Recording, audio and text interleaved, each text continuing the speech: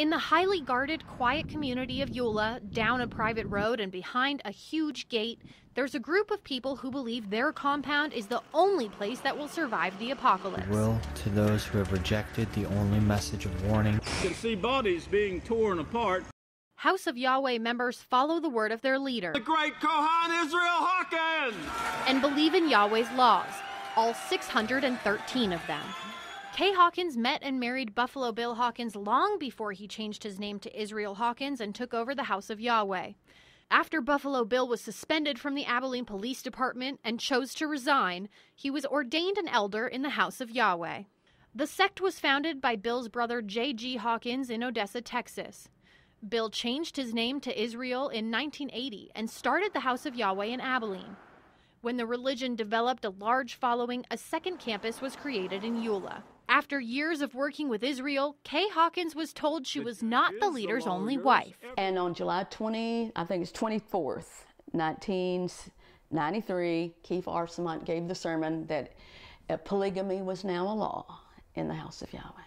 Kay says that's when Israel ruined what could have been an honorable religion. He builds something up, and then one way or another, he will destroy it. He built up the House of Yahweh, then he destroyed it by making it become a polygamous doomsday slave compound. After polygamy was encouraged, Kay chose to leave the compound. In 2008, Israel Hawkins was arrested and charged with bigamy and child labor violations. 2 different birth certificates of children born at the House of Yahweh had Israel listed as the child's father. But the bigamy charges were dropped after members said they had no knowledge of Israel's supposed multiple wives. Kay says that could be because of a wedding ceremony vow that attendees are forced to sign. I will deny that any event ever took place. Israel is still on probation after pleading guilty to child labor violations. The same year, Yedidiah Hawkins, an elder in the church, was convicted of another crime involving a child and sentenced to 30 years in prison. My client experienced sexual abuse almost the entire time that she was at the House of Yahweh. As far back as she can remember, she was being sexually exploited by her stepfather. And we've developed evidence that the House of Yahweh elders knew that this was going on. A civil case charging Israel with failure to report the sexual abuse of a minor is set for trial in March.